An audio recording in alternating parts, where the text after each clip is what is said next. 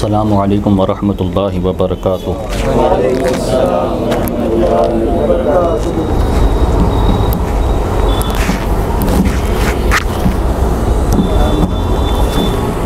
अल्हम्दुलिल्लाहि रब्बिल आलमीन वस्सलातु वस्सलामु अला सय्यिदिल अंबियाइ वल मुरसलीन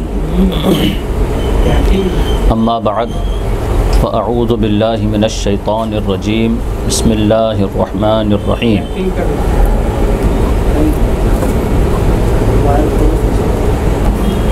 या अय्युहन नबिय्यु हस्बुकल्लाहु व मनित्तबअक मिनल मुअमिनीन सदक़ल्लाहुल अज़ीम व सदक़ रसूलुहुन नबियुल अमीनुल करीम व नहनु अला ज़ालिका लमिनश शाहिदीन व शाकिरीन वल्हम्दुलिल्लाहि रब्बिल आलमीन।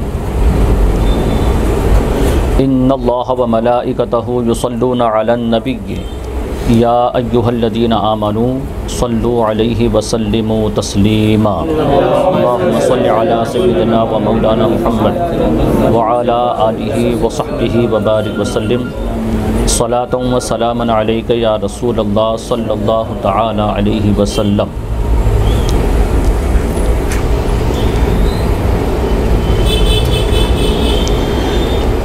फ़ज़ाइल दरूद पाक के बाब में एक वाक़या दर्ज है कि एक बुज़ुर्ग जंगल से गुज़र रहे थे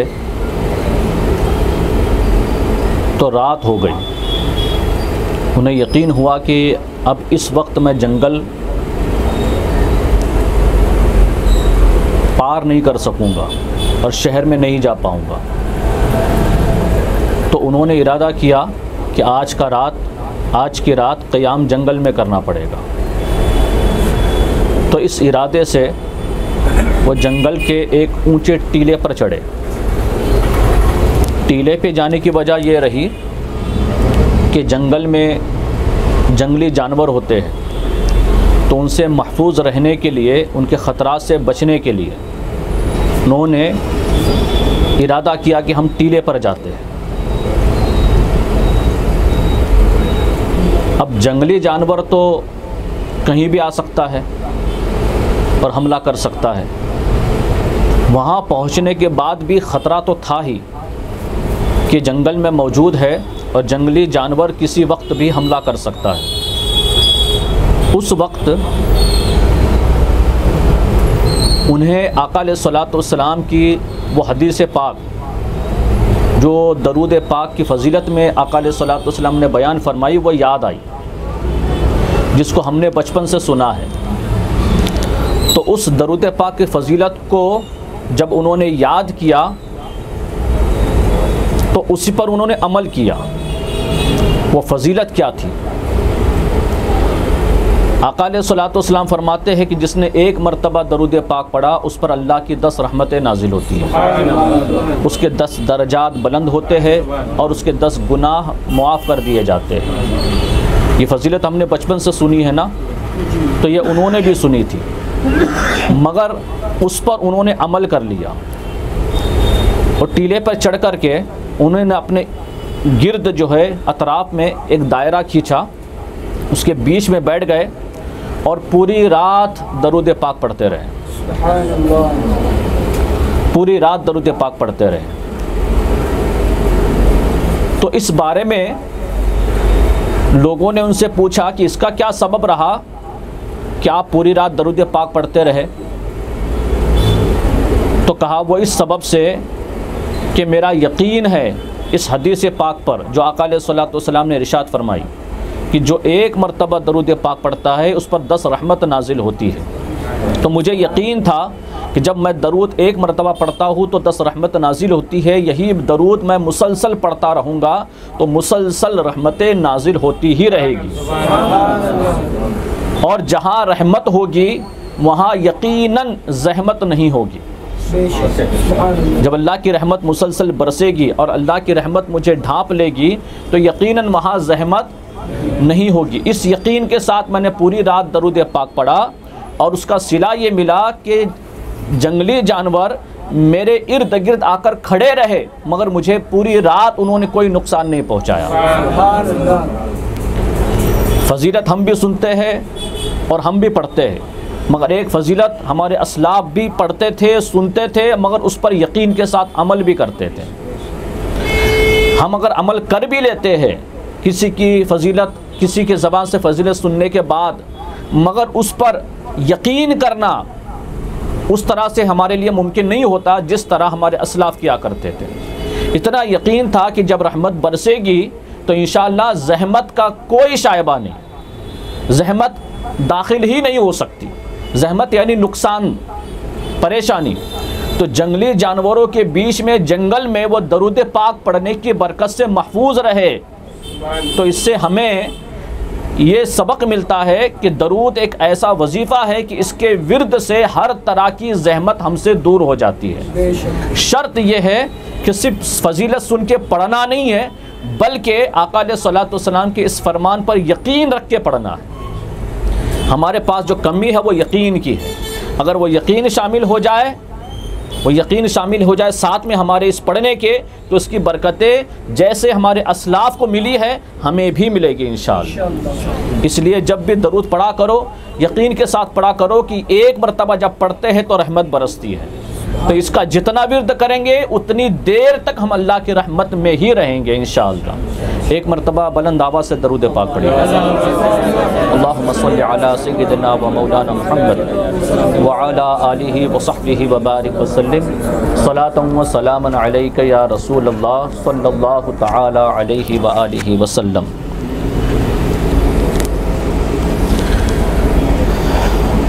अल्लाह तबारक व तआला का फज़ल व करम है कि उसी के तौफ़ीक़ से हम लोग आज खलीफ़ा दुवम सय्यदुना हज़रत फ़ारूक़ आज़म रज़ियल्लाहु ताला अन्हु का ज़िक्र करने के लिए इस मस्जिद में जमा है, सुबहान शाह दरगाह मस्जिद में। और ये तौफ़ीक़ हमारे हिस्से में आई।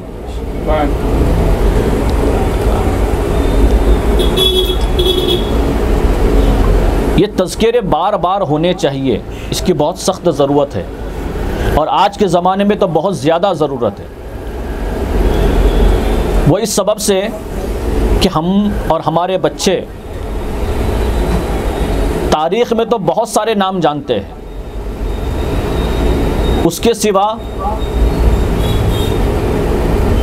जो ज़माने में टीवी चैनल्स के ज़रिए, मीडिया के ज़रिए से जिसको सुपरमैन, सुपर हीरो बताया जाता है, जो होते नहीं हैं, उनके बारे में हमारे बच्चे सब जानते हैं कि कौन क्या है, किसकी कितनी ताकत है, कौन क्या कर सकता है, कौन हवा में उड़ सकता है, कौन कैसे मार सकता है, किसके पास कितना पावर है। अगर आप बच्चों से पूछो तो सारी दास्तान सुना देंगे जो हमने नहीं सुनी होगी। मगर हमारे बच्चों को हज़रत सैयदना उमर फ़ारूक के बारे में अगर पूछा जाएगा तो शायद ही कोई बच्चा जवाब दे पाएगा। ये एक हकीकत है।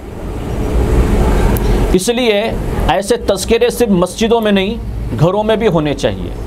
अपनी ख़ास मजलिसों में भी इन असलाफ़ का तज़किरा होना चाहिए।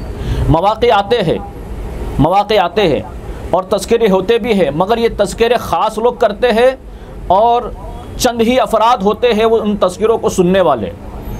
मस्जिदों में होता है, खानकाहों में होता है, दरगाहों में होता होगा, वहाँ मखसूस अफराद होते हैं, उन्हीं के दरमियान ये तज़किरा होता है और वहीं तक महदूद रह जाता है। उसके बाद फिर वो लोग भी किसी और से इसका ज़िक्र नहीं करते। होना ये चाहिए इन तालीमात के हासिल करने के बाद इन्हीं तालीमात को हम अपने घरों में शेयर करें, उनको भी बताएं, अपने घरों में जाकर के इसका तज़किरा करें। उससे दो फ़ायदे होंगे। एक तो ये कि जो आपने सुना है वो आपको याद रहेगा सुनाने के सबब से, और दूसरा ये कि आप सुनाएंगे तो आपका वो जो इल्म आपने हासिल किया था कहीं बैठ करके, वो आपने मुंतकिल कर दिया, तो आपके बच्चों तक भी वो इल्म, आपके घर वालों तक भी वो इल्म पहुँचेगा। तो ये तज़किरे करते रहना चाहिए। बल्कि इसके सिवा ये है कि ये तज़किरे मस्जिद से निकल कर के बाज़ारों में होने चाहिए, होटल्स में होने चाहिए, चौराहे पर होने चाहिए। आप कहीं जाकर बैठो तो वहाँ जिसका दिन है उसका तज़किरा नज़र आए, जिसका दिन हो उसका तज़किरा नज़र आए। जहाँ बैठो। आपको पता है, मुझे कहना नहीं चाहिए मगर सीखने के लिए ये मिसाल है बहुत अच्छी। मैं एक होटल में बैठा हुआ था, वहाँ मैंने मेरे पीछे वाले कुर्सी पर जो एक शख्स बैठा हुआ था, मुहर्रम का महीना था और वो इमाम हुसैन अलैहिस्सलाम का तज़किरा कर रहा था और बड़े ज़ौक़ और शौक़ से, इन्हिमाक से, खुशी के साथ, गम के साथ, जोश और जज्बे के साथ जैसा वाक़या सुनाता उस तरह के उसके तासुरात होते। ऐसा महसूस हो रहा था कि गोया वो किसी जलसे में बयान कर रहा हो। इस जज्बे के साथ वो एक शख्स को वो वाक़या सुना रहा था, वाक़यात करबला, वाक़यात करबला। मुझे ताज्जुब हुआ कि ये ऐसा कौन है जो होटल में बैठ करके चाय पीते पीते इमाम हुसैन का शुहदाए करबला का तज़किरा कर रहा है। तो मैंने भी कान लगाया, गौर से सुनता रहा, यार ये कौन हो सकता है ये। तो बातें सुनने के बाद मुझे अंदाज़ा हुआ कि ये शिया था। बात सुनने के बाद मुझे अंदाज़ा हुआ, उसकी गुफ्तगू सुनने के बाद, कि वो शिया था। खैर कोई बात नहीं, ये अलग बात है कि सुन्नी नहीं था। हक तो हमारा सबसे ज़्यादा है ना इनका तज़किरा करने का, हर जगह जहाँ मौका मिले। मगर हमने कभी सुन्नियों को जल्दी तज़किरा करते कहीं नहीं देखा, न चौराहे पर, न होटल में, न रोड के किनारे पर, कहीं नहीं। मस्जिदों में मैंने कहा ना, ख़ास लोग जिक्र करते हैं, ख़ास लोग सुनते हैं। उसके अलावा बड़ी तादाद अभी ऐसी है जो इमाम हुसैन के बारे में कुछ नहीं जानती। इमाम हुसैन ही की शख्सियत क्या है, बल्कि किसी के बारे में, हमारे असलाफ में किसी के बारे में कुछ नहीं जानती। बल्कि इससे बढ़ कर के कहूँ तो खुद हमारे नबी के बारे में बहुत सारे लोग कुछ नहीं जानते। अब इससे बड़े अफसोस की बात और क्या हो सकती है। लेकिन उससे एक सबक ज़रूर मिलता है कि ऐसा ज़ौक़ और शौक़ जो उनके लोगों में है, ऐसा ज़ौक़ और शौक़ सुन्नियों में भी होना चाहिए।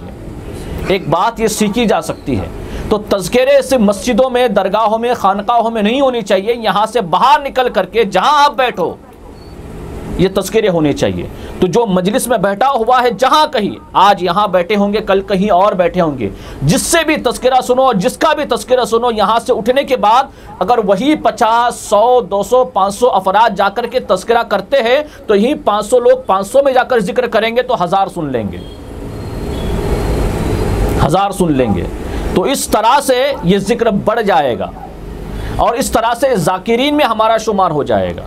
बुज़ुर्गों और दोस्तों, ये एक पैगाम है पहुंचाने का, एक ज़रिया है ये, जो हमें अगर तौफीक मिली है सुनाने की तो इसको मुंतकिल करो, इसको डिलीवर करो दूसरों तक। ये हम कर सकते हैं ताकि ये तज़किरा महदूद ना हो बल्कि फैल जाए, हमारे घरों में भी जाए, हमारे मोहल्लों में भी जाए। ऐसा हो कि फिर चौराहे पे नौजवान बैठा हो तो वहाँ तज़किरा हो हमारे असलाफ का, लोग बैठे सुनने के लिए। इसकी उसकी बातें करने के बजाय बेहतर है कि इनके तज़किरे किए जाए जिस पर आपको अजर और सवाब मिलता है। अब आइए हज़रत सैयदना फ़ारूक़ आज़म रज़ियल्लाहु ताला अन्हु का तज़किरा हम करते हैं। अल्लाह का शुक्र है कि उसने वो ज़बान हमको अता फ़रमाई कि उसके महबूबीन का ज़िक्र करने की तौफ़ीक़ उसने हमको अता फ़रमाई। इस बात पर उसका शुक्र अदा करते हैं। हज़रत फ़ारूक़ आज़म रज़ियल्लाहु ताला अन्हु की शख्सियत कोई मामूली शख्सियत नहीं है। आपके बारे में यूँ समझ लीजिए कि हज़रत अम्मार बिन यासिर रज़ियल्लाहु ताला अन्हु रिवायत करते हैं कि आका अलैहिस्सलातु वस्सलाम ने हज़रत अम्मार से कहा कि अभी मेरे पास जिब्राइल आए थे और मैंने हज़रत जिब्राइल अलैहिस्सलाम से, आका अलैहिस्सलाम फरमाते, पूछा, ए जिब्राइल उमर की फ़जीलत बयान करो। सरकार फरमाते, मैंने जिब्राइल अमीन से पूछा, ए जिब्राइल हज़रत उमर की फ़जीलत बयान करो। तो हज़रत जिब्राइल अमीन फरमाते हैं, या रसूलल्लाह सल्लल्लाहु अलैहि वसल्लम, हज़रत उमर फ़ारूक़ रज़ियल्लाहु ताला अन्हु की फ़जीलत ऐसी है कि अगर मैं उसको बयान करूँ तो जितनी उम्र हज़रत नूह अलैहिस्सलाम को अल्लाह ने अता फ़रमाई है उतने उम्र तक भी, उतने अरसे तक भी अगर मैं हज़रत उमर फ़ारूक़ का तज़किरा करूँ तब भी आपकी फ़जीलत ख़त्म नहीं हो सकती। यानी 950 साल हज़रत नूह अलैहिस्सलाम की उम्र शरीफ रही है। तो इतनी अरसे तक, इतने वक्त तक मैं, हज़रत जिब्रील फरमाते, हज़रत उमर का तज़किरा करूं तब भी आपकी फजीलत का इहाता नहीं हो सकता, ख़त्म नहीं होगी फजीलत। ये फजीलत हज़रत जिब्रील अमीन बयान कर रहे हैं।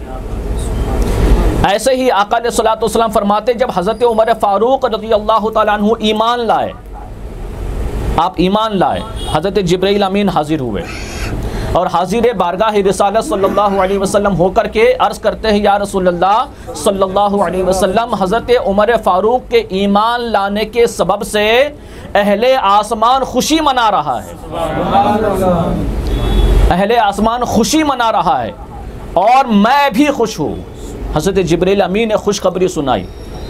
किसी की शख्सियत का, किसी के मर्तबे का अंदाज़ा लगाना हो तो लगाने के लिए ये तरीक़ा सबसे ज़्यादा बेहतर है कि जिब्रील अमीन फ़रिश्तों के सरदार ये बात कह रहे हैं और कहाँ कह रहे हैं? बारगाह रसूल में। इससे आपकी फजीलत का अंदाज़ा होता है और फिर उनके ईमान लाने पर पूरे फरिश्ते खुश है।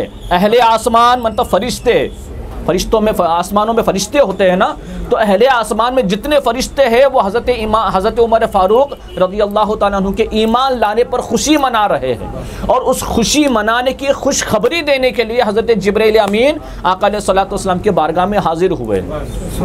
ये शख्सियत है आपकी। आका अलैहिस्सलातु वस्सलाम ही की हदीस से पाक है। आका अलैहिस्सलातु वस्सलाम इरशाद फरमाते हैं कि हज़रत उमर फ़ारूक रज़ियल्लाहु ताला अन्हु वो ज़ात है, इनसे आसमान में कोई ऐसा फरिश्ता नहीं जो उनकी इज्जत न करता हो। ये फजीलत हमारे नबी बयान कर रहे हैं हज़रत उमर की। हम तज़किरा करें हज़रत उमर फ़ारूक का तो कोई बहुत बड़ी बात नहीं है, फजीलत तो हमको हासिल है इनका तज़किरा करने के सबब से। हमारे दर्जात बुलंद होते हैं, हमको नेकियां मिलती है, हम मुशर्रफ हो जाते हैं, हम पाकीज़ा हो जाते हैं उनका तज़किरा करने से। मगर आका अलैहिस्सलातु वस्सलाम की ज़बान मुबारक से अगर किसी का तज़किरा हो रहा हो तो फिर उसकी शान और अज़मत का क्या कहना। हज़रत उमर फ़ारूक रज़ियल्लाहु ताला अन्हु का तज़किरा करते हुए आका अलैहिस्सलातु वस्सलाम इरशाद फरमाते हैं कि उमर वो शख्सियत है, वो ज़ात है कि उमर से फरिश्तों में कोई ऐसा फरिश्ता नहीं जो उनकी इज्जत न करता हो और ज़मीन में जिन्न और इंस में कोई ऐसा शैतान नहीं जो हज़रत उमर फ़ारूक से डरता ना हो। ज़मीन में कोई ऐसा शैतान नहीं जिन्न और इंस में जो हज़रत उमर फ़ारूक रज़ियल्लाहु ताला अन्हु से डरता ना हो। ये भी आका अलैहिस्सलातु वस्सलाम ने इरशाद फरमाया है कि उमर रज़ियल्लाहु ताला अन्हु के बारे में कि हज़रत उमर फ़ारूक रज़ियल्लाहु ताला अन्हु जिस रास्ते पर चलते हैं उस रास्ते से शैतान नहीं गुज़रता, वो अपना रास्ता बदल देता है। शख्सियत का अंदाज़ा लगाओ। हर एक गिरफ्तार होता है शैतान के मकर फ़रेब में, हर एक गिरफ्तार होता है। शैतान सब पर हमले करता भी है, सब पर हमले भी करता है, मगर शान हज़रत उमर फ़ारूक की ऐसी है कि आप जिस रास्ते से गुज़रते हैं शैतान उस रास्ते से गुज़रता नहीं बल्कि रास्ता बदल देता है। ये शान है आपकी। आका अलैहिस्सलातु वस्सलाम कुरैश की कुछ औरतों के साथ महवे गुफ्तगू थे अपने हुजरे में, कुछ ख़वातीन बैठी हुई थी। इतने में दरवाजे पर दस्तक हुई तो पूछा कौन, तो कहा उमर। कहा या रसूलल्लाह सल्लल्लाहु अलैहि वसल्लम अंदर आने की इजाज़त है? तो आका अलैहिस्सलातु वस्सलाम ने इजाज़त मरहमत फरमाई, हाँ अंदर आ जाओ। जैसे ही हज़रत उमर फ़ारूक दरवाज़े में दाखिल हुए, जो ख़वातीन आका अलैहिस्सलातु वस्सलाम के साथ बैठकर गुफ्तगू कर रही थी वो फ़ौरन पर्दे में चली गई, वहाँ से उठ कर के फ़ौरन पर्दे में चली गई, अंदर चली गई दूसरे हुजरे में। हज़रत उमर फ़ारूक रज़ियल्लाहु ताला अन्हु फरमाते हैं क्या बात। आका अलैहिस्सलातु वस्सलाम ने तबस्सुम फरमाया। इस अमल को देख कर के आका अलैहिस्सलातु वस्सलाम ने तबस्सुम फरमाया तो हज़रत उमर फ़ारूक रज़ियल्लाहु ताला अन्हु फरमाते हैं या रसूलल्लाह आपकी मुस्कुराहट पर, तबस्सुम पर मैं कुर्बान, आप हमेशा हंसते रहे, मगर सबब क्या है कि मेरे आते ही सब के सब अंदर चले गए। तो हज़रत उमर फ़ारूक रज़ियल्लाहु ताला अन्हु से आका अलैहिस्सलातु वस्सलाम फरमाते हैं उमर ये तुमसे डरती है। क्या फरमाया नबी ने? उमर ये तुमसे डरती है और तुम्हारे डर के सब अंदर चली गई। तो हज़रत उमर फ़ारूक रज़ी अल्लाह ताला अन्हु फरमाते, या रसूलल्लाह मुझसे कैसा डर, आपसे डरना चाहिए, आपसे डरना चाहिए, मुझसे कैसा डर। तो अंदर से खातून कहती है वो इसलिए कि आप आका अलैहिस्सलातु वस्सलाम से ज़्यादा सख्त गिर है, सख्त है मिजाज में, मिजाज आपका सख्त था ना, इसलिए हम आपसे डरती है, आका अलैहिस्सलातु वस्सलाम का हमें डर नहीं है। तो इस पर आका अलैहिस्सलातु वस्सलाम ने तबस्सुम फरमाया। ये बात चली रही थी कि आका अलैहिस्सलातु वस्सलाम फरमाते, खैर कोई बात नहीं उमर, बैठो और सुनो, कसम उस ज़ात की जिसके कब्ज़े कुदरत में मोहम्मद सल्लल्लाहु अलैहि वसल्लम की जान है, उमर तुम जिस रास्ते से गुजरते हो शैतान भी वो रास्ता बदल देता है। तो ऐसे बेशुमार वाक़ियात अहादीस मुबारका में है कि जहाँ हज़रत उमर फ़ारूक आ जाते हैं रंग बदल जाता है, और आका अलैहिस्सलातु वस्सलाम वहाँ बैठ कर समाअत कर रहे हैं, सुन रहे हैं उनकी गुफ्तगू को। तो हज़रत उमर फ़ारूक रज़ी अल्लाह ताला अन्हु, आपका नाम उमर, आपका लक़ब फ़ारूक, फ़ारूक किसको कहते हैं? फ़र्क करने वाले को। हम आपकी शख्सियत को समझने के लिए बैठे हुए हैं। फ़ारूक कहते हैं फ़र्क करने वालों, हक़ और बातिल के दरमियान जो फ़र्क किया था वो हज़रत उमर फ़ारूक ने कर दिया, वाज़े कर दिया। वो वाक़या आपने सुना होगा बारहा, जब हज़रत सैयदना फ़ारूक आज़म रज़ी अल्लाह ताला अन्हु ईमान लाए, ईमान लाने के बाद आका अलैहिस्सलातु वस्सलाम की बारगाह में जब हाज़िर हुए, ईमान लाए आपके दस्ते मुबारक पर बारगाह में हाज़िर होकर के, उस वक्त हज़रत उमर फ़ारूक रज़ी अल्लाह ताला अन्हु ने आका अलैहिस्सलातु वस्सलाम से पूछा, या रसूलल्लाह सल्लल्लाहु अलैहि वसल्लम, क्या हम लोग हक़ पर नहीं है? क्या हमारा दीन सच्चा नहीं, हमारा ईमान इस्लाम सच्चा नहीं? तो आका अलैहिस्सलातु वस्सलाम ने फरमाया, हाँ बेशक हम हक़ पर है, हमारा दीन, हमारा ईमान, हमारा इस्लाम सच्चा है। तो फिर हज़रत उमर फ़ारूक फरमाते हैं, या रसूलल्लाह सल्लल्लाहु अलैहि वसल्लम, फिर हम छुप कर इबादत क्यों करें जबकि हम हक़ पर है? इस वक्त तक हज़रत हमज़ा भी ईमान ला चुके थे, इस वक्त तक हज़रत हमज़ा भी ईमान ला चुके थे, मगर इस वक्त तक आका अलैहिस्सलातु वस्सलाम दार अरकम में वो लोग जो ईमान लाए थे, जिन्होंने अपने ईमान का खुल करके इजहार नहीं किया था, किसी किसी को मालूम हो चुका था, और ईमान लाने के बाद जो इबादत वो बजा लाते थे उसका इल्म किसी को नहीं था, छुप कर इबादत की जाती थी। तालीम हासिल करने के लिए दार अरकम में बैठा करते थे आका अलैहिस्सलातु वस्सलाम की सोहबत में सहाबाए कराम। तो इस वक्त तक कोई भी खुलकर इबादत नहीं करता था, ऐसा दौर था, हालात ऐसे थे कि कोई खुलकर इबादत नहीं कर सकता था, मुसलमानों की तादाद कम थी। हज़रत हमज़ा जो थे 39वें थे और 40वां नंबर हज़रत उमर फ़ारूक का था ईमान लाने वाले के तादाद में, कुल इतने ही लोग थे, इतने ही अफराद थे। तो इसलिए हज़रत उमर फ़ारूक ने कहा, या रसूलल्लाह क्या हम हक़ पर नहीं है? तो फिर हम छुपकर इबादत क्यों करें जब हम हक़ पर है? तो आका अलैहिस्सलातु वस्सलाम ने बयान किया कि हालात ऐसे हैं जिस सबब से हम इस तरह से करते हैं। तो हज़रत उमर फ़ारूक ने कहा कि नहीं, अगर हम हक़ पर है तो हम डंके की चोट पर ऐलान करेंगे अपने ईमान का, अपने ईमान का, और खुलकर इबादत करेंगे। वो पहला वक्त था, हज़रत उमर फ़ारूक के कहने पर आका अलैहिस्सलातु वस्सलाम राज़ी भी हुए, और वो पहला वक्त था कि एक सफ़ में हज़रत उमर फ़ारूक की सदारत थी, पीछे लोग थे, और एक सफ़ में हज़रत हमज़ा रज़ी अल्लाह तआला अन्हुमा इनकी सदारत थी, और पीछे उनके कुछ अफराद थे। तो कुल मिलाकर के उस वक्त 40 अफराद जो ईमान लाए थे, एक की सदारत, बीच में आका अलैहिस्सलातु वस्सलाम, एक तरफ हज़रत उमर फ़ारूक, एक तरफ हज़रत हमज़ा, और इस तरह से यह काफ़िला काबतुल्लाह शरीफ की तरफ चल पड़ा।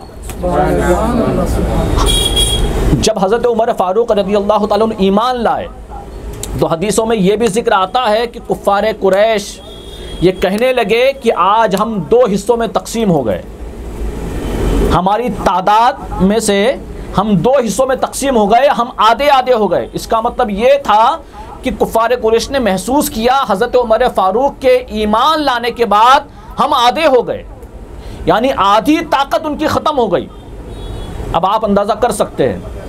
और फिर हज़रत उमर फ़ारूक रज़ी अल्लाह ताला अन्हु, हज़रत हमज़ा और आका अलैहिस्सलातु वस्सलाम दरमियान में काबतुल्लाह शरीफ की तरफ बढ़े, मगर किसी की मजाल नहीं हुई कि रोक सके। हज़रत उमर फारूक का ऐलान था, जिसको अपनी औरत को बेवा करना हो वो मेरे सामने आए, जिसको अपने बच्चों को यतीम करना हो वो मेरे सामने आए।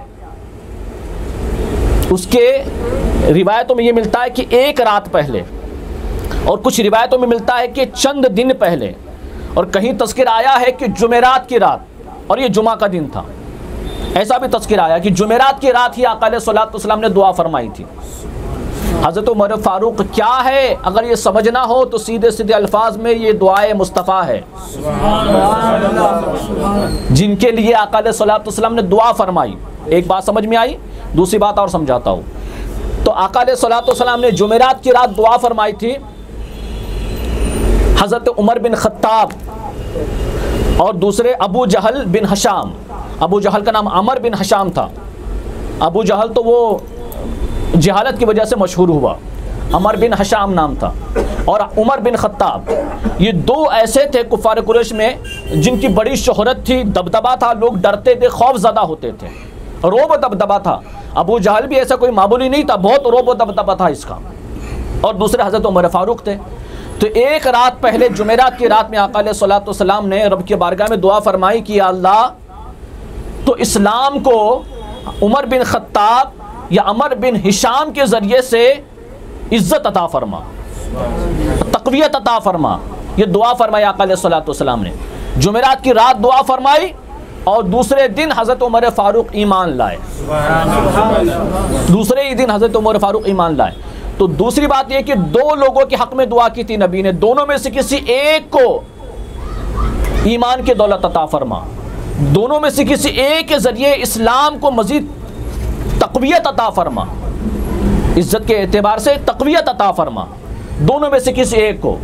मगर वो दुआ हज़रत फ़ारूक आज़म के हक़ में कबूल हुई। तो हज़रत उमर फ़ारूक कौन है, अगर ये समझना हो तो इंतखाब खुदा है,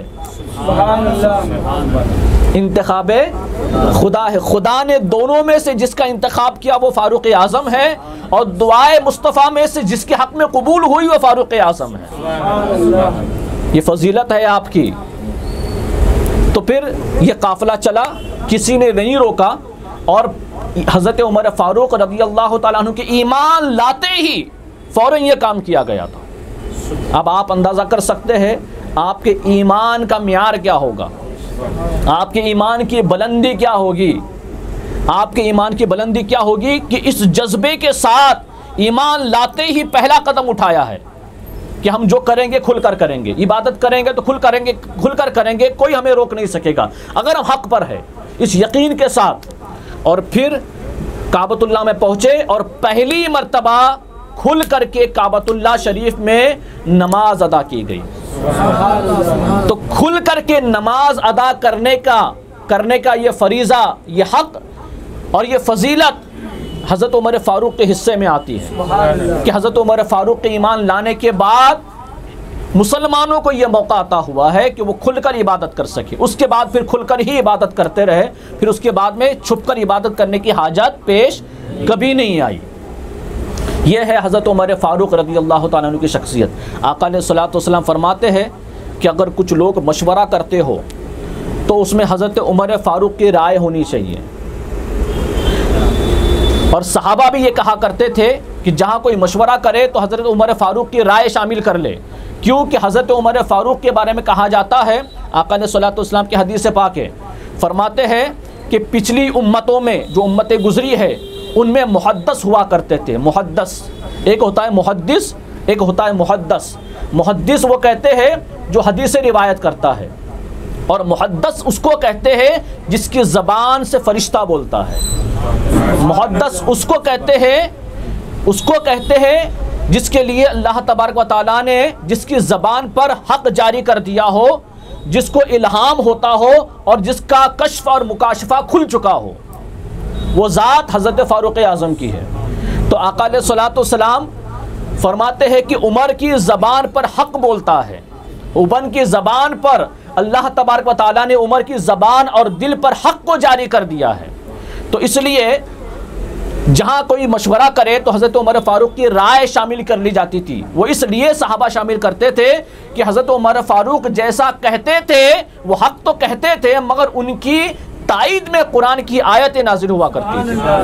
नारे तकबीर, अल्लाहू अकबर, नारे रिसालत, या रसूल अल्लाह, उलमाए अहले सुन्नत जिंदाबाद, नारे हैदरी, या अली। तो हज़रत सैयदना फ़ारूक़ आज़म रज़ी अल्लाह ताला अन्हु की ज़बान से जो निकलता था, कई बार आपने मशवरा दिया लोगों को, और जैसा मशवरा देते कुरान की आयतें नाजिल हुआ करती थी आपकी तायद में, आपकी तायद में। तो बात ये कर रहा था कि ईमान लाने के बाद पहली मरतबा काबतुल्लाह शरीफ में नमाज अदा की गई, खुल करके इबादत करने का सिलसिला शुरू हुआ। ईमान का आलम क्या होगा, जज्बे का आलम क्या होगा, ईमान उनका।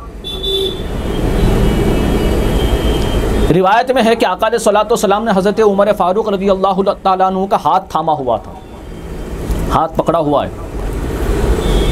तो उस वक्त हज़रत फ़ारूक आज़म फरमाते हैं, जाहिर सी बात है जिसके हाथ में नबी का हाथ हो उसकी खुशी का आलम क्या होगा।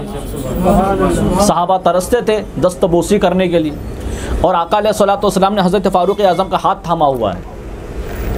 उस वक्त हज़रत उमर फ़ारूक इसी मसरत के आलम में आका अलैहिस्सलातु वस्सलाम से कहते हैं, या रसूल अल्लाह, अर्ज़ करते हैं, या रसूल अल्लाह सल्लल्लाहु अलैहि वसल्लम, मैं आपसे अपनी जान के अलावा सबसे ज़्यादा मोहब्बत करता हूँ।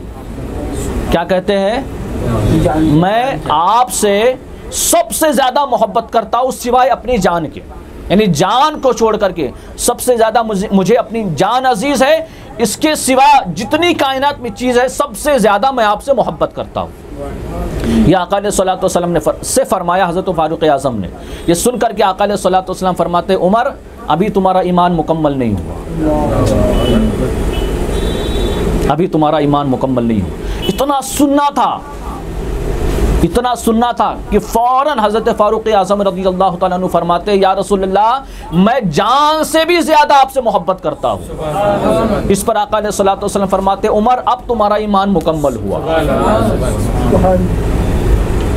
अब तुम्हारा ईमान मुकम्मल हुआ। अब आप अंदाज़ा कर सकते हैं, ईमान का पहले ये आलम था कि ईमान लाते ही आपका जोश और जज्बा ये था कि काबतुल्लाह शरीफ में खुलकर इबादत करें, हम हक पर है तो हक को ऐलान करके बजा लाएंगे, उस पर अमल करने के। ये ईमानी जज्बा होता है ना, ईमानी जज्बा होता है। और फिर किसी मजहब पर रहने के बाद, उस दीन पर आने के बाद, उसके खातिर मरने के लिए तैयार होने का जज्बा इतने आसानी से किसी को नहीं मिलता,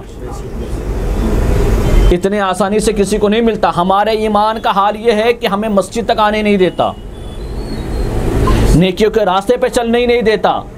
और एक इन लोगों का ईमान है कि ये मरने के लिए तैयार है, ये खौफ और दहशत इनको नहीं है कि हमारे साथ क्या होगा, हम तैयार हैं, हम हक पर है तो फिर हम खुल कर करेंगे। ऐसा ईमान होने के बावजूद आका अलैहिस्सलातु वस्सलाम हज़रत उमर फ़ारूक से फरमाते हैं कि ए उमर, अभी तुम्हारा ईमान मुकम्मल नहीं है, जान को छोड़ करके।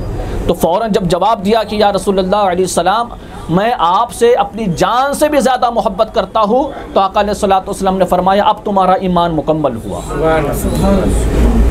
बुज़ुर्गों और दोस्तों, ये शान है हज़रत सैयदना फ़ारूक़ आज़म रज़ी अल्लाह ताला अन्हु की। हमें इससे सबक हासिल करना चाहिए, हमें अपने ईमान का मुहासिबा करना चाहिए, अपने ईमान का मुहासिबा कर लेना चाहिए।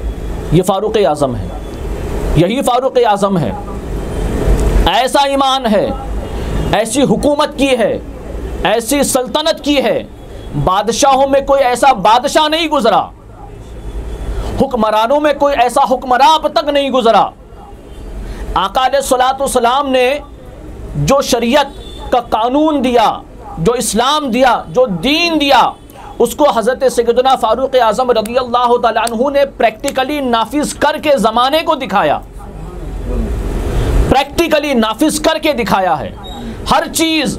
इसलिए हज़रत उमर फ़ारूक रज़ी अल्लाह ताला अन्हु का दौर इतना शानदार दौर, आका अलैहिस्सलातु वस्सलाम ने अपने ज़माने अक़दस में इरशाद फरमाया था कि मैंने ख्वाब देखा है, ख्वाब में मैं ये देखता हूँ। आका अलैहिस्सलातु वस्सलाम फरमाते कि मैं कुएँ के पास हूँ और कुएँ में से एक चरखा है और उसको डोल लगा हुआ है रस्सी के साथ, और उस डोल से मैं पानी निकाल रहा हूँ, एक डोल है। उसके बाद हज़रत अबू बकर सिद्दीक़ रज़ी अल्लाह ताला अन्हु आए और उन्होंने भी उस कुएं से, उस डोल के ज़रिए से पानी निकाला। और उसके बाद हज़रत फ़ारूक आज़म आए। ये ख्वाब किसी और का नहीं है, आका अलैहिस्सलातु वस्सलाम ने बयान फरमाया। मैंने ख्वाब में ये देखा, जब फ़ारूक आज़म आए तो और उन्होंने भी कुएं से पानी निकालना चाहा, तो अजीब बात ये थी कि जिस डोल से मैंने निकाला, जिस डोल से पानी हज़रत अबू बकर सिद्दीक़ रज़ियल्लाहु ताला अन्हु ने निकाला, उस डोल से हज़रत उमर फ़ारूक ने नहीं निकाला, बल्कि उन्होंने बड़ा डोल देखा उनके पास मैंने, और उन्होंने बड़े डोल से पानी निकाला। और इतना पानी निकाला कि उस वक्त जितने जानवर थे सब के सब सैराब हो गए और अपनी अपनी जगह, अपने अपने ठिकानों पर पहुंच गए। तो रावी ने पूछा, या रसूलुल्लाह सल्लल्लाहु अलैहि वसल्लम, इस ख्वाब की ताबीर क्या है? तो आका अलैहिस्सलातु वस्सलाम फरमाते, इस ख्वाब की ताबीर ये है कि उमर का दीन। अब हज़रत अबू बकर सिद्दीक़ रज़ियल्लाहु ताला अन्हु ने छोटे डोल में पानी निकाला, आका अलैहिस्सलातु वस्सलाम ने भी छोटे डोल में पानी निकाला। तो हरगिज़ ये माना इसका ना निकाले कोई कि दीन सबसे बेहतर हज़रत उमर फ़ारूक का नहीं। बात समझने वाली है। छोटे डोल आका अलैहिस्सलातु वस्सलाम ने उस छोटे डोल से निकाला, हज़रत फ़ारूक सिद्दीक़ अकबर रज़ियल्लाहु ताला अन्हु ने भी छोटे डोल में निकाला, हज़रत उमर फ़ारूक ने बड़े डोल में निकाला और सब सैराब हो गए। तो ख्वाब की ताबीर आका अलैहिस्सलातु वस्सलाम ने फरमाई उमर का दीन, और वो कैसे? वो ऐसे कि आका अलैहिस्सलातु वस्सलाम के ज़माने अक़दस में भी और हज़रत सय्यदना सिद्दीक़ अकबर रज़ियल्लाहु ताला अन्हु के ज़माने अक़दस में भी दीन पर अमल करने में बहुत ज़्यादा दुश्वारियाँ थी, बहुत ज़्यादा परेशानियों का सामना करना पड़ा। दीन को फैलाने के लिए आका अलैहिस्सलातु वस्सलाम ने किन मुश्किलात का सामना किया है, वाक़ियात अहादीस की किताबों में, सीरत की किताबों में मौजूद है। हज़रत सय्यदना सिद्दीक़ अकबर रज़ियल्लाहु ताला अन्हु के ज़माने में भी आका अलैहिस्सलातु वस्सलाम की विसाले ज़ाहिरी के बाद ही सिलसिला शुरू हुआ था कि लोग मुर्तद हो गए थे।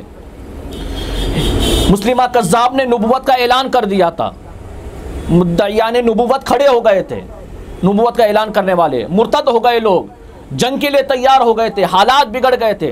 तो ताबीर ये थी कि जिन हालात का सामना हज़रत सय्यदना सिद्दीक़ अकबर को 2.5 साल के अरसे में करना पड़ा खिलाफत के दौर में, और आका अलैहिस्सलातु वस्सलाम को अपनी हयात में जिन मुश्किलात का सामना करना पड़ा मक्की और मदीनी दौर में, ख़ास तौर पे मक्की दौर में जिन हालात का सामना करना पड़ा, जिन दुश्वारियों का, जिस मसाइब व आलाम का सामना करना पड़ा, वो हज़रत उमर फ़ारूक के दौर में पेश नहीं आई और फुतूहात का सिलसिला बहुत तेज़ हो गया था और दीन बहुत तेज़ी के साथ दूर तक फैला था। खिदमात तो सबकी अपनी जगह थी, मगर जो फैलाव था दीन का, ये उसकी ताबीर थी। तो इसलिए कहा था ना, 22 लाख मुरब्बा मील हुकूमत थी हज़रत फ़ारूक आज़म रज़ियल्लाहु ताला अन्हु की, हुकूमत थी। आपकी शख्सियत ऐसी शख्सियत है कि आपको अगर किसी को आपकी शख्सियत का मुताला करने का मौका मिले तो आपको उस शख्स को हज़रत फ़ारूक आज़म रज़ियल्लाहु ताला अन्हु की सीरत में, आपकी सवाने हयात में हर शोबे में रहनुमाई मिलेगी, हर शोबे में रहनुमाई मिलेगी। आज 15 अगस्त है, इंडिपेंडेंट डे है ना, मगर मैं कहता हूँ आज़ाद तो हज़रत उमर फ़ारूक के ज़माने में लोग थे, आज़ाद तो उनके ज़माने में लोग थे। शेर बकरी कहते एक जगह पानी पीते थे, ये मिसाल मशहूर है ना। शेर की हिम्मत नहीं होती थी बकरी पर हमला करे, क्यों कि शेर डरता था कि बकरी पर अगर हमला कर भी दिया, गर्चे कि ये कमज़ोर है, गर्चे कि ये कमज़ोर है, मैं इस पर अगर हमला कर दूँ तो ये मर जाएगी, मगर इसके बावजूद वो हमला नहीं करता था, डरता था कि हुकूमत जो है वो खिलाफत का दौर हज़रत फ़ारूक आज़म का है, कर दिया तो मेरा क्या होगा। अदल व इंसाफ इसकी पहचान है, अदल व इंसाफ इसकी पहचान है कि अदल व इंसाफ इस मियार पर था कि कोई जुर्अत नहीं कर सकता था नाइंसाफ़ी करने की, किसी का हक मारने की, हक उदूली की कोई कोशिश या इरादा भी नहीं कर सकता था। वाक़ियात ऐसे ऐसे मिलते हैं कि अंधेरे में भी हज़रत फ़ारूक आज़म रज़ियल्लाहु ताला उन्होंने जायज़ा लिया है अपनी रियाया का घूम करके, तो उनको अंदाज़ा हुआ कि अंधेरी रात में भी घर के अंदर बैठ करके भी लोगों को हज़रत उमर फ़ारूक का डर रहता था। दूध में पानी मिलाने वाला डरता था कि पानी कैसे मिलाओ, लोग कहते थे मिला तो थोड़ा फ़ायदा हो जाएगा, तो कहता था नहीं, हज़रत उमर फारूक को मालूम हुआ तो पानी मिलाने वाला दूध में पानी नहीं मिलाता था। इतनी दहशत थी, करप्शन नाम को नहीं था। हालात ऐसे बने हुए थे कि हज़रत फारूक आज़म के ज़माने तक जो कानून नबी ने बनाया था उसको ऐसे नाफिज कर दिया था कि हज़रत फारूक आज़म के ज़माने में ज़कात लेने वाला कोई नहीं मिलता था।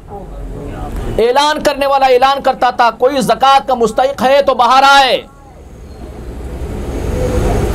कोई ज़कात लेने का मुस्तहिक है, जिसको ज़कात की ज़रूरत है तो बाहर आए।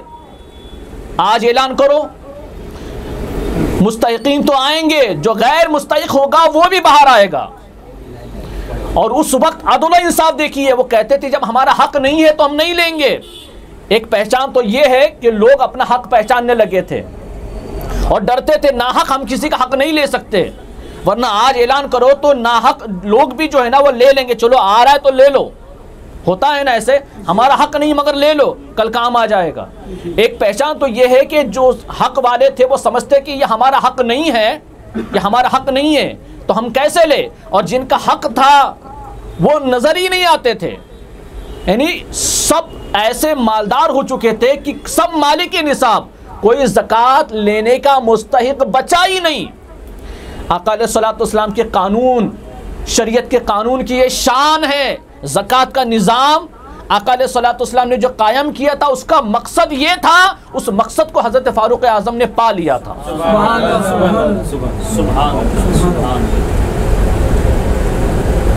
जो थ्योरी थी उसको प्रैक्टिकल हज़रत फारूक आज़म ने अपने ज़माने में किया था। फतूहात और कामयाबी और सिर्फ जंग का सिलसिला नहीं था, अदल और इंसाफ का सिलसिला भी बहुत जोश पर था, उरूज पर था। कोई किसी का हक नहीं मार सकता था। शेर बकरी पर हमला करने से पहले डरता था कि ये मजबूर ज़रूर है मगर हमला करूंगा तो बाद में मेरा क्या होगा। तो इसकी मिसाल ये है कि हर शख्स इस बात से खौफजदा था कि अगर मैंने किसी का हक छीना तो उसके बाद मेरे साथ जो होगा फिर मुझे कोई बचा नहीं सकता, सज़ा होगी। इतना खौफ हज़रत फारूक आज़म रज़ी अल्लाह तआला अन्हु का उस दौर खिलाफत में रहा है। तो ये उसकी ताबीर थी। ये वो बड़ा जो था वो बर्तन, डोल, जिसके ज़रिए से पानी निकाला हज़रत उमर फारूक ने। एक और ताबीर आका अलैहिस्सलाम ने बयान फरमाई।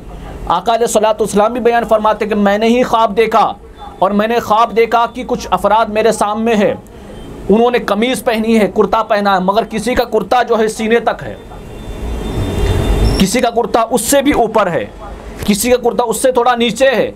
मगर जब मैंने फारूक आज़म को देखा तो उनका कुर्ता ज़मीन पर लिड़ रहा था, लटक रहा था। तो पूछने वाले ने ताबीर पूछी तो आका अलैहिस्सलाम ने यही इरशाद फरमाया, हज़रत उमर फारूक का दीन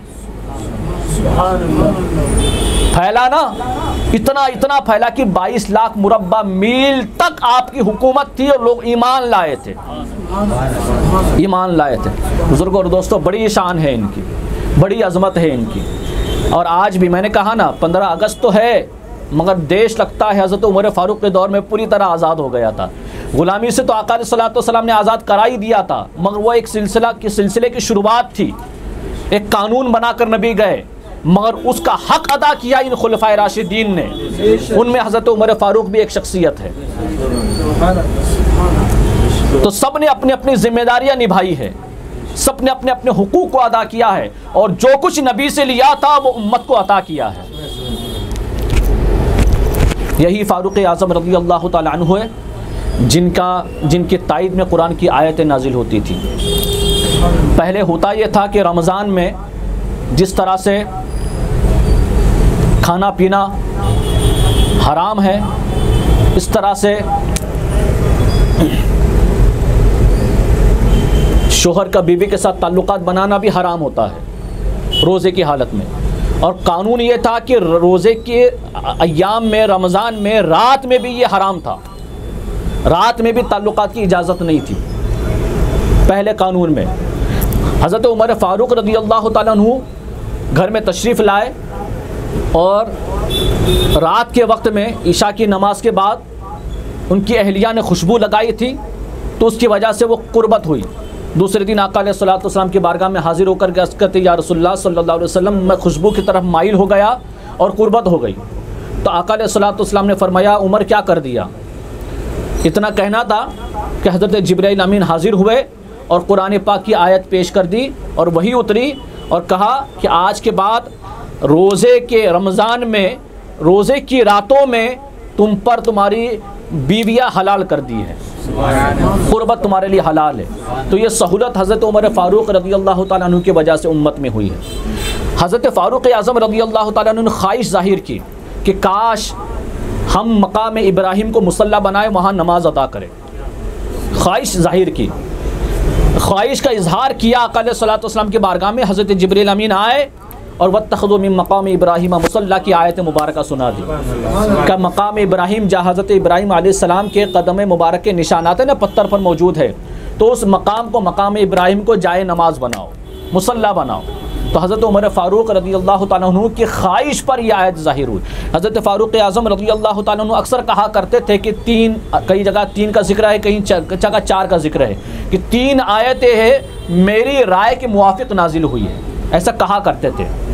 ठीक है, मगर हकीकत ये है कि हज़रत उमर फ़ारूक रज़ी अल्लाह तआला अन्हु के राय की तायद में, आपके मशवरे के तायद में जो आपने इजहार किया उसकी तायद में 20 कुरान की आयतें नाजिल हुई। कितनी? 20 आयतें। आका अलैहिस्सलाम से हज़रत फ़ारूक आज़म रज़ी अल्लाह तआला अन्हु ने कहा था, तब तक पर्दे के लिए हुक्म नहीं था, औरतों को पर्दे का हुक्म नहीं था। तो हज़रत फ़ारूक आज़म रज़ी अल्लाह तआला अन्हु ने आका अलैहिस्सलाम से कहा या रसूलल्लाह सल्लल्लाहु अलैहि वसल्लम कि काश ऐसा हो कि आपके अज़वाज भी जो है वो पर्दा करें। ख्वाहिश ज़ाहिर की, बेहतर है क्योंकि हर तरह के लोग आते हैं, अच्छी बुरी नज़र रखने वाले भी हैं, तो बेहतर है कि आपके अज़वाज जो है वो पर्दा करें। इस पर कुरान की आयत नाजिल हुई, ए नबी अपने अज़वाज को पर्दे में रखो।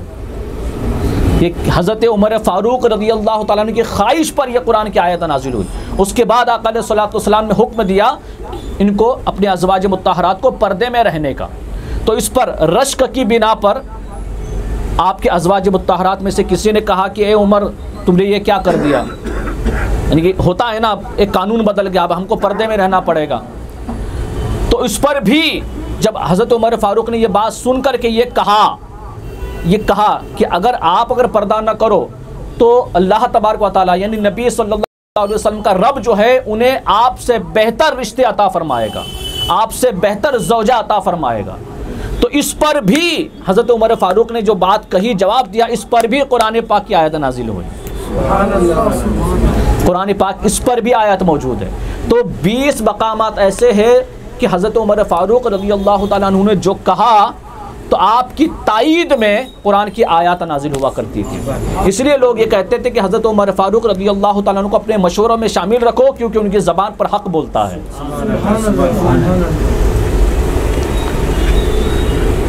ऐसे ही हज़रत उमर फ़ारूक रज़ी अल्लाह तआला अन्हु के ज़माने का वाक़या बड़ा मशहूर है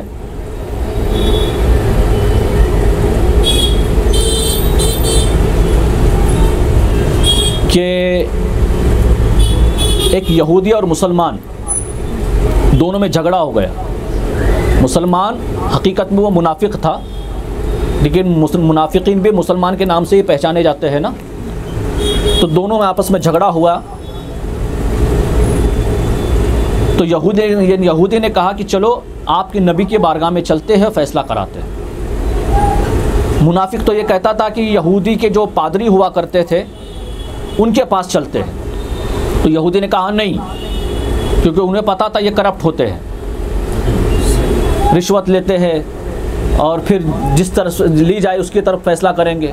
तो उसने कहा नहीं। और आका अलैहिस्सलाम को यहूदी भी सादिक और अमीन मानते थे। ईमान नहीं लाए वो अलग बात है सबके सब, मगर मानते ज़रूर थे कि ये सच बोलते हैं, हमेशा हक़ बोलते हैं। तो आका अलैहिस्सलाम की बारगाह में चलते हैं, चले। ये वाक़या ध्यान से सुनना। आका अलैहिस्सलाम ने दोनों की बात सुनी और फ़ैसला किया यहूदी के हक़ में। जब यहूदी हक़ में फ़ैसला कर दिया तो मुनाफिक को बुरा लगा। बाहर निकलने के बाद वो कहता है मैं इस फ़ैसले से राज़ी नहीं। मुनाफिक ये कहता है मैं इस फ़ैसले से राज़ी नहीं। चलो हज़रत उमर फ़ारूक के पास चलते हैं, उनसे फ़ैसला कराते हैं। तो यहूदी ने कहा कोई बात नहीं, चलते हैं। यहूदी और ये मुसलमान मुनाफिक दोनों बारगाह उमर में हाजिर हुए। हाजिर होकर के यहूदी ने कहा, क्या उमर रज़ी अल्लाह ताला, हम दोनों में झगड़ा हुआ था और फ़ैसला कराने के लिए हम दोनों आपके नबी मोहम्मद सल्लल्लाहु अलैहि वसल्लम की बारगाह में हाजिर हुए। उन्होंने मेरे हक़ में फ़ैसला कर दिया। यहूदी ने कहा मेरे हक़ में फ़ैसला कर दिया, मगर ये मुनाफिक, ये मुसलमान जो है, ये कहता है कि मैं इस फ़ैसले से राज़ी नहीं हूँ और ये मुझे आपके दरबार में लाया है, आपकी बारगाह में, तो लिहाजा आप फ़ैसला फरमा दें। तो हज़रत उमर फ़ारूक ने उस मुसलमान से पूछा, क्या यही बात है जो इसने कही? तो उस मुसलमान मुनाफिक ने कहा कि हाँ यही बात है। तो कहा थोड़ा ठहरो, मैं अभी का फ़ैसला करता हूँ। अंदर गए, तलवार निकाली, बाहर आए और गर्दन उड़ा दी। कोई सवाल नहीं, कोई जवाब नहीं। इतना कबूल करवा लिया कि जो यहूदी ने कहा यही सच है, यही बात है कि तू राज़ी नहीं है नबी के फ़ैसले से? कहा हाँ यही बात है और आप फ़ैसला कीजिए मेरे हक़ में। इतना ही सुनकर के अंदर गए, तलवार लाई, गर्दन उड़ा दी, गर्दन अलग कर दी। खबर फैल गई कि हज़रत उमर फ़ारूक ने एक मुसलमान को मारा, मुसलमान को मारा। बारगाह रसूल सल्लल्लाहु अलैहि वसल्लम में ख़बर पहुँची तो आका अलैहि सलाम ने हज़रत उमर फ़ारूक रज़ियल्लाहु ताला अन्हु को तलब किया। जब आका अलैहि सलाम की बारगाह में हज़रत उमर फ़ारूक हाजिर हुए तो आका अलैहि सलाम ने पूछ लिया, उमर क्या तुमने एक मुसलमान को मारा? तो हज़रत उमर फ़ारूक फरमाते, या रसूलुल्लाह सल्लल्लाहु अलैहि वसल्लम, वो मुसलमान हो ही नहीं सकता जो आपके फ़ैसले से राज़ी ना हो।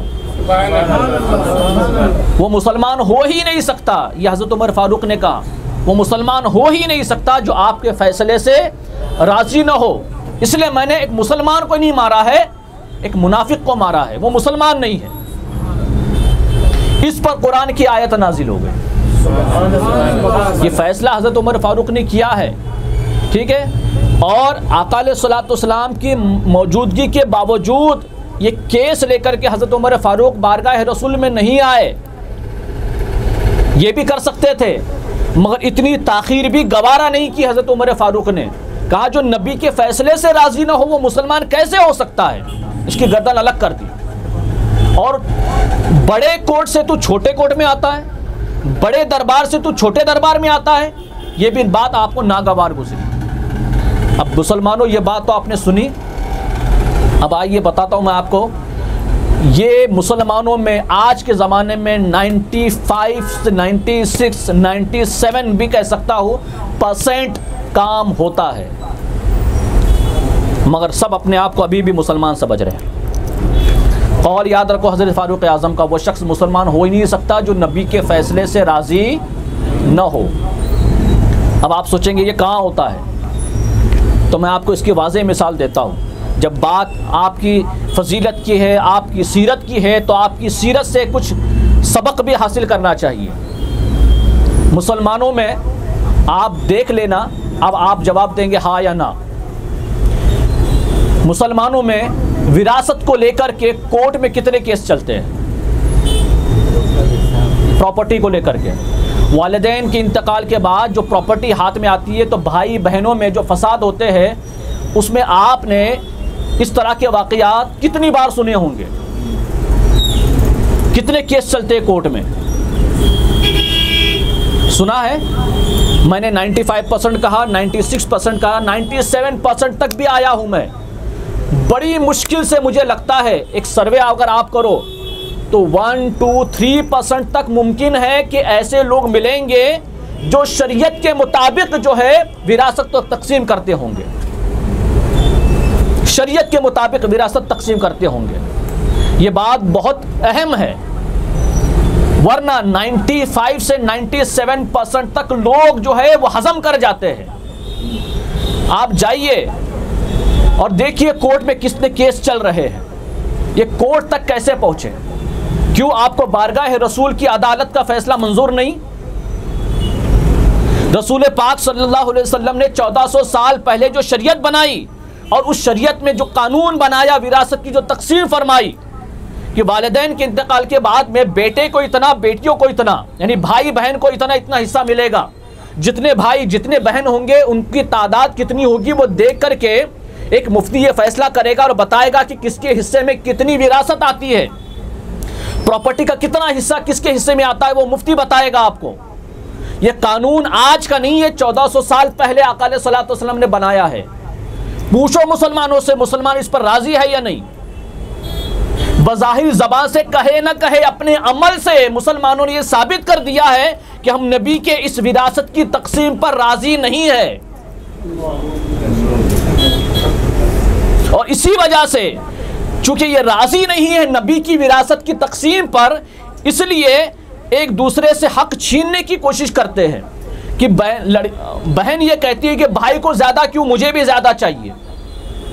हक नहीं उसका कहने का, क्योंकि नबी पाक सल्लल्लाहु अलैहि वसल्लम ने उसको उसका हक दे दिया है। नाइंसाफी किसी के साथ नहीं है। इसको समझने की जरूरत है, पढ़ने की जरूरत है। अगर कोई समझना चाहे तो जाए मुफ्तियान किराम के पास, उलमा किराम के पास जाए, वो आपको समझाएंगे इस तकसीम में हिकमत क्या है। औरतों को कम आता है, औरतें कहती है तो कम नहीं है, मर्दों के मुकाबले में ज्यादा ही मिलता है औरतों को। औरतों को मिलने के कई जराए मौजूद है। उलमा से पूछो, वो आपको तकसीम समझाएंगे ऐसी क्यों है, क्या हिकमत है। मर्दों को ज्यादा हिस्सा मिला है, ये बात दुरुस्त है, मगर क्यों मिला है मर्दों को हिस्सा ज्यादा, भाइयों को ज्यादा हिस्सा क्यों मिलता है? क्योंकि वो कफील होते हैं। औरतें कफालत नहीं करती, औरतें किसी के ताबे रहती है। हमारा दीन आसान दीन है, बेहतरीन दीन है, और जो दीन नबी ने दिया है, जो कानून नबी ने दिया है, उससे बेहतर कानून कोई हो ही नहीं सकता। और यही कानून नाफिज कर दिया था हजरत फारूक आजम ने अपने जमाने में, जिसकी वजह से हर तरफ खुशहाली थी। किसी ने किसी का हक नहीं मारा, किसी ने किसी का हक नहीं छीना, किसी ने किसी पर जुल्म नहीं किया, कोई धोखा नहीं देता था, लूट फरेब नहीं करता था, अदल इंसाफी नहीं थी। ये सियासतदान भी अगर सियासत करना चाहते हैं तो हजरत फारूक आजम की हुकूमत का दौर देख ले, अदल इंसाफ के साथ सियासत भी कर सकते हैं। सियासत का एक बेहतरीन नक्शा फारूक आजम पेश करते हैं अपनी हयात से, अपनी सीरत से, अपनी सबाने हयात से। वो कभी देख ले तो कोई सियासत करने वाला अगर हजरत फारूक आजम के नक्शे कदम पर चलेगा तो एक बेहतरीन निज़ाम कायम हो सकता है। आप जाकर देखिए हजरत फारूक आजम को जिसने पढ़ा है और उनके कवानीन से जो कुछ कवानीन उठाए हैं, उन ममालिक में आज भी अदल इंसाफ है। ये अलग बात है कि हिंदुस्तान में उन कवानीन में से कुछ कवानीन उठाए नहीं गए, मगर आज भी कवानीन में से बड़ा हिस्सा जो है हजरत उमर फारूक के दौरे खिलाफत से लिया गया है। यह अलग बात है कि इसमें करप्शन आया है, करप्ट हुए हैं लोग। इसलिए मैं कहता हूं कि ये जो कहते हैं ये ला इल्मी की बिना पर कहते हैं। औरत ये कहती कि मुझे कम मिला है, फिर मर्द ये कहता कि नहीं मुझे पूरा मिलना चाहिए, मैं गरीब हूँ। ये सारी बातें होती है। नहीं, विरासत की तकसीम जो नबी ने की है, मुसलमान अगर होगा तो उस पर राजी होगा, और राजी अगर नहीं होता है तो बकौल हजरत उमर फारूक के वो कौन है? वो मुसलमान नहीं हो सकता, वो मुनाफिक है। तो हर मुसलमान जो अपने आप को मुसलमान समझता है वो पहले ये देखे कि मैं हूं कौन। ये अमल अगर मेरे से सरजद होता है हक छीनने का किसी का विरासत में, तो मैं हूं कौन, ये देखना जरूरी है। अब बताओ, यहां नबी के फैसले से राजी नहीं है, हक छीन रहे हैं। एक भाई सब लेना चाहता है तो कहीं देखा तो बहन सब लेना चाहती है। कहीं कोई गरीब है तो उसको दबा दिया है, 4 लोगों ने ले लिया, 1 को हटा दिया, 2 ने ले लिया, 3 को हटा दिया। बाहर सूरत यह है कि नाइंसाफी है, और ये नाइंसाफी जो है आपको वहां तक ले जाती है कि आका सल्लल्लाहु अलैहि वसल्लम ने जो शरीयत बनाई, जो कानून बनाया, जो विरासत की तकसीम फरमाई, उस तकसीम से हम और आप राजी नहीं है।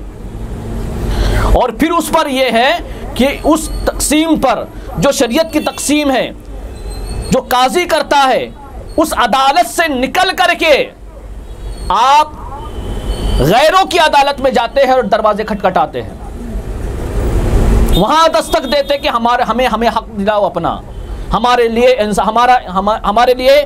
अपने लिए इंसाफ की आवाज उठाते हैं कि इंसाफ करो, हमारे लिए अदल चाहिए हमें। झूठ फरेब वहां लिखा जाता है।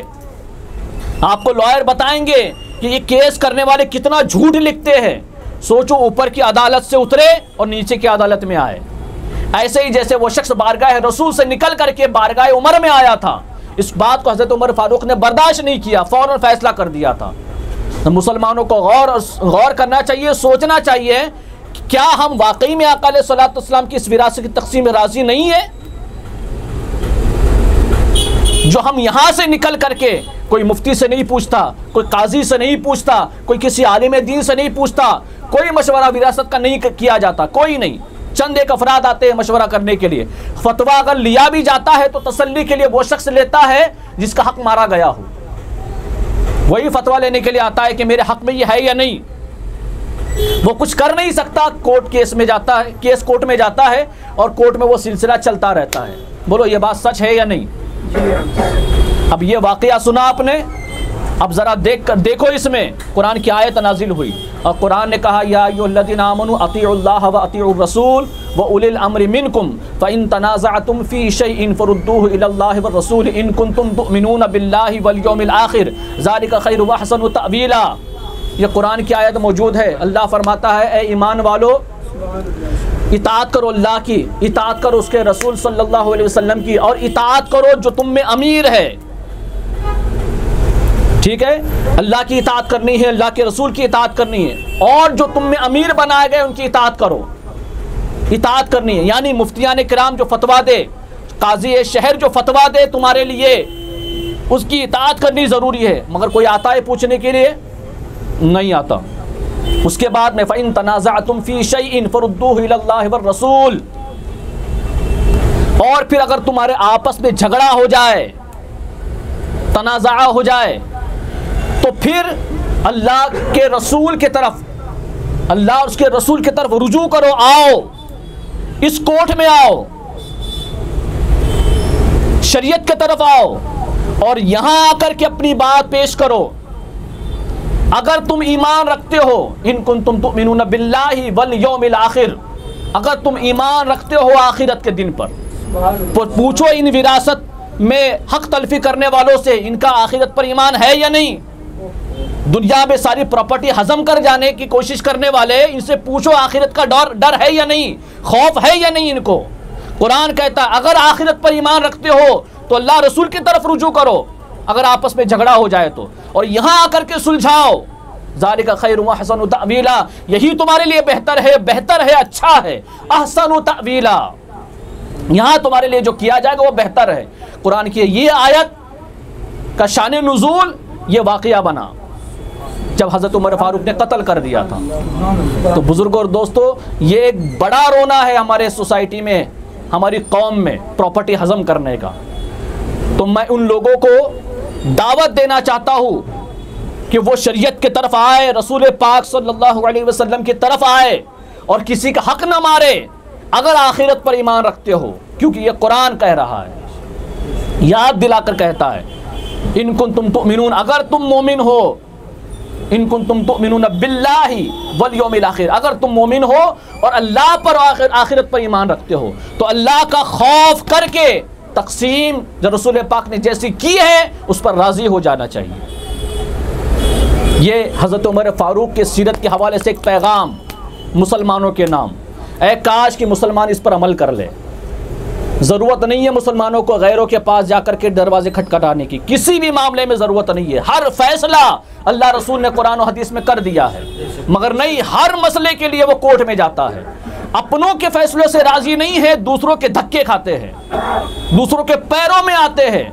ऐ काश कि ये हमारे उलमाए किराम के पास, मुफ्तियान किराम के पास, काजी शहर के पास आकर के मसाइल पेश करे तो उन मसाइल का हल उनको मिल जाएगा, ऐन कुरान और हदीस के मुताबिक हो जाएगा। मगर नहीं, यहाँ इनसे राजी नहीं, वो किसी भी मसले पर राजी नहीं है, वो किसी भी मसले पर राजी नहीं है।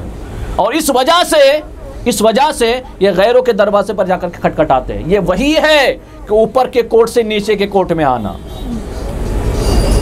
तो ये सरासर गलत है, गलत ही नहीं है, बल्कि हर एक को अपने ईमान का इसमें मुहासिबा कर लेना चाहिए कि हम जो कर रहे हैं वो अमल कैसा है, कितना दुरुस्त है या कितना नादुरुस्त है।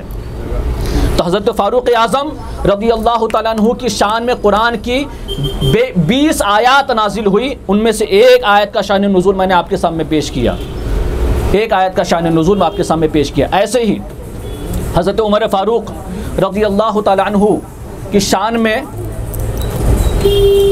बहुत सारी आयत नाजिल हुई है, जिसका तज़किरा इस वक्त करना बहुत मुश्किल है।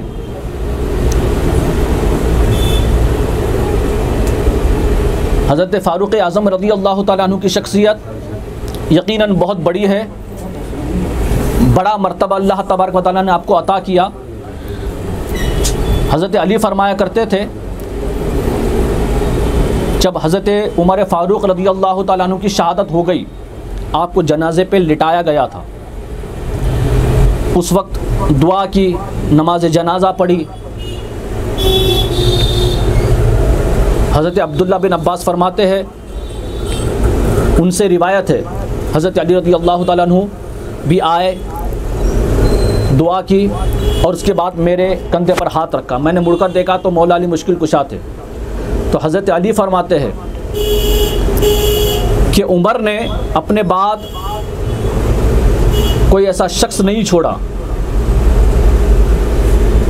कि जिसकी इताअत की जा सके। यह कौल हज़रत अली का मौजूद है, इस तरह से नेकियों में जिसकी इताअत की जा सके। और आप फरमाते हैं, मैं उम्मीद करता हूँ कि जिस तरह आका अलैहिस्सलातु वस्सलाम से सुना है, जिस तरह आका अलैहिस्सलातु वस्सलाम से सुना है कि आका अलैहिस्सलातु वस्सलाम अक्सर फरमाया करते थे, मैं अबू बकर और उमर दाखिल हुए, मैं अबू बकर और उमर आए, मैं अबू बकर और उमर जाएंगे। तो उम्मीद करता हूँ कि हज़रत उमर फ़ारूक अपने दो साहिबों के साथ ही रहेंगे हमेशा। और आप देख रहे, आज भी वो अपने दो साहिबों के साथ ही है। आका अलैहिस्सलातु वस्सलाम के पास ही आराम फरमा है, आपकी क़ब्र अनवर शरीफ के पास ही आराम फरमा है।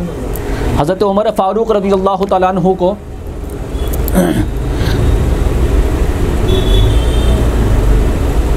हज़रत अली रज़ी अल्लाह ताला अन्हु से रिवायत है, फरमाते हैं, रिवायत बाद में सुनाता हूँ। वाक़या ये है कि एक मरतबा माल गनीमत आया, जब आप खिलाफत पर मुतमक्किन हुए, आपका दौर खिलाफत शुरू हुआ, तो जिस वक्त आप मिंबर पर बैठे उस वक्त माल गनीमत आया, कहीं से काफ़ी माल आया।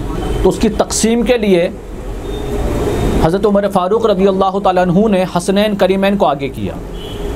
इससे ये भी पता चलता है कि हज़रत उमर फ़ारूक हो या हज़रत सिद्दीक़ अकबर हो या हज़रत उस्मान गनी हो, इन खुलफ़ाए राशिदीन में सबको अहले बैत से बड़ी मोहब्बत थी। आप खलीफा है इस वक्त, मगर तकसीम करने के लिए, अतियात को तकसीम करने के लिए हसनैन करीमैन को आगे किया और उनके ज़रिए तकसीम करवाई।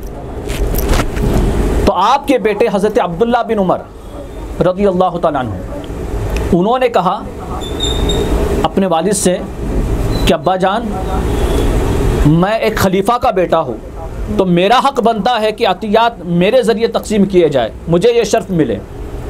तो हज़रत उमर फ़ारूक रज़ी अल्लाह ताला अन्हु के अल्फाज़ वो किताबों में मौजूद है। आप फरमाते हैं, अपने बेटे से फरमाते हैं, बेटा हसनैन करीमैन के बाप जैसा पहले बाप लाओ और इनके नाना जैसा पहला नाना लाओ। न तुम इनके बाप जैसा बाप ला सकते हो, न इनके नाना जैसा नाना ला सकते हो, तो फिर ये हक़ कैसे मिल सकता है तुम? ये बात बता करके आका अलैहिस्सलातु वस्सलाम से मोहब्बत, फिर हज़रत अली से मोहब्बत, अहले बैत से मोहब्बत का इजहार फरमाया हज़रत उमर फ़ारूक रज़ी अल्लाह ताला अन्हु ने। मगर कुछ लोग इस बात को बड़ा उठा करके कहते हैं कि अहले बैत से खुलफ़ाए राशिदीन नफ़रत करते थे। माअज़ल्लाह, नहीं, झूठ बात है, ये तोहमत बांधी गई है। उन लोगों को भी सबक हासिल करना चाहिए। ऐसे एक ने बेशुमार वाक़ियात अहादीस की किताबों में मिलेंगे जिससे साबित होता है कि खुलफ़ाए राशिदीन इंतहा दर्जे तक मोहब्बत करते थे अहले बैत इज़ाम से। तो हज़रत हसनैन करीमैन से ये तकसीम करवाया, बेटे को ये जवाब दिया। तो हसनैन करीमैन ने यही कौल हज़रत उमर फ़ारूक का अपने वालिद मोहतरम हज़रत अलीउल मुर्तज़ा करमल्लाहु ताला वजहुल करीम को सुनाया जा करके।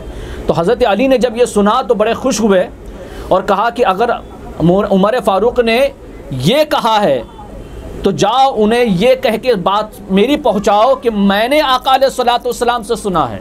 ये रिवायत अली हज़रत अली कर रहे हैं। तो जो अली के मानने वाले हैं वो भी देख ले कि अली किसकी तारीफ कर रहे हैं। जो सिर्फ हज़रत अली के मानने वाले हैं और दूसरों को गालियाँ देते हैं माअज़ल्लाह, वो इस वाक़े से सबक हासिल करे कि हज़रत अली का ये कौल झूठ तो नहीं है, किताबों में मौजूद है। और हज़रत अली को मानते हो तो उनके कौल को भी मानो। हज़रत अली ने फरमाया कि जा हसनैन करीमैन से कि जाओ और ये मेरी बात हज़रत उमर तक पहुँचाओ कि मैंने रसूल पाक सल्लल्लाहु अलैहि वसल्लम से सुना है कि उमर अहले जन्नत का चिराग है। उमर अहले जन्नत का चिराग है, ये बात मेरी उन तक पहुँचाओ जा करके। तो फिर हसनैन करीमैन ने ये बात उन तक जाकर पहुँचाई। तो हज़रत उमर फ़ारूक ने जब ये बात सुनी तो हसनैन करीमैन से कहा कि जो बात तुमने मौला अली मुश्किल कुशा की मुझ तक पहुँचाई है तो क्या तुम इसको लिखवा कर ला सकते हो? क्या बात है? तो हसनैन करीमैन ने कहा जी। फिर वो घर आए और हज़रत उमर फ़ारूक की दरख्वास्त पेश की। हज़रत अली ने वही हदीस जो नबी ने पाक ने बयान की थी बशारत हज़रत उमर फ़ारूक के शान में, उसको तहरीर किया, लिखा, और लिख कर के हसनैन करीमैन ने उस तहरीर को हज़रत फ़ारूक आज़म की बारगाह में पहुँचाया। हज़रत उमर फ़ारूक ने इसको लिया, उस पर्ची को, और देखा, खुश हुए और अपने बेटे के हवाले किया, हज़रत अब्दुल्ला के हवाले किया और कहा कि बेटा ये पर्ची संभाल कर रखना और जब मेरा विसाल हो जाए तो मेरे साथ इसको दफन करना। ज़रा सोच कर देखो, हम तबर्रुकात ले जाते हैं, ये हज़रत अली की तहरीर ले जा रहे हैं। लोग आज भी कहते हैं कि नफ़रत करते थे। हज़रत मौला अली मुश्किल कुशा की तहरीर, कितनी मोहब्बत करते होंगे वो कि उनसे लिखवाया, जो बात कह रहे हैं वो लिख कर दे दो ताकि वो तहरीर मेरे साथ कब्र में जाए और जब फरिश्ते मुझसे पूछे तो मैं बता सकूं कि ये सनद लाया हूं मैं, आका अलैहिस्सलातु वस्सलाम की हदीस की सनद, मौला अली की तहरीर, ये दिखा सकूं, मुझे लिख कर दे दो अपने साथ कब्र में। उनके लिए हज़रत मौला अली मुश्किल कुशा की तहरीर तबर्रुक थी। भाई हम तो बाद में आए, हमारे लिए तो तबर्रुक है, मेरी बात समझो। बाद में आए तो जो गुजरे उनके जो अशिया, उनकी निस्बत रखने वाली अशिया जो होती है वो हमारे लिए बरकत वाली है? मौला अली से पहले है ना हज़रत उमर फ़ारूक, उम्र में भी बड़े हैं, मगर सोच कर देखो, मर्तबे में वो अली को बड़ा समझते हैं, विलायत में मौला अली को बड़ा समझते हैं। हज़रत उमर फ़ारूक भी मौला अली की विलायत को कबूल करते हैं। हाँ, ये बात भी है जब हज़रत मौला अली मुश्किल कुशा का विलायत का ऐलान आका अलैहिस्सलातु वस्सलाम ने गदीर खम पर किया था, हाथ उठा करके, कि जिसका मैं मौला अली उसका मौला, और जिसका मौला अली नहीं मैं भी उसका मौला नहीं। जब ऐलान किया था तो हज़रत सिद्दीक़ अकबर, हज़रत उमर फ़ारूक आए और आकर के मौला अली मुश्किल कुशा को मुबारकबाद दी, ए मौला तू सबका मौला है, तू हमारा उमर और सिद्दीक़ का भी मौला है। नारे तकबीर, ये बात, नारे रिसालत, या रसूल अल्लाह, नारे हैदरी, या अली। तो ये नफ़रतें ना बाद से लोगों ने पैदा की है, इनमें तो आपस में मोहब्बतें थी और इस तहरीर को वो तबर्रुक समझ रहे थे। तबर्रुक तो हमारे लिए है वो, मगर हज़रत उमर फ़ारूक भी उसको बरकत समझ रहे, सनद समझ रहे उसको, हज़रत अली की लिखी हुई तहरीर को। ये बात गौर करने वाली है। मोहब्बत का म्यार और आलम क्या होगा इनसे, कितना मानते होंगे वो, कितनी विलायत पर, उनकी विलायत पर कितना यकीन होगा हज़रत उमर फ़ारूक को, ये बात इसमें साबित करनी है। ऐसे ही हज़रत सैयदना सिद्दीक़ अकबर रज़ियल्लाहु ताला अन्हु से हज़रत उमर फ़ारूक रज़ियल्लाहु ताला अन्हु कहते हैं, अफ़ज़लुल बशर बादल अंबिया बित्तहक़ीक़, ए इंसानों में, बशरों में सबसे बेहतरीन बशर, सबसे बेहतरीन, इस लक़ब के साथ पुकारा।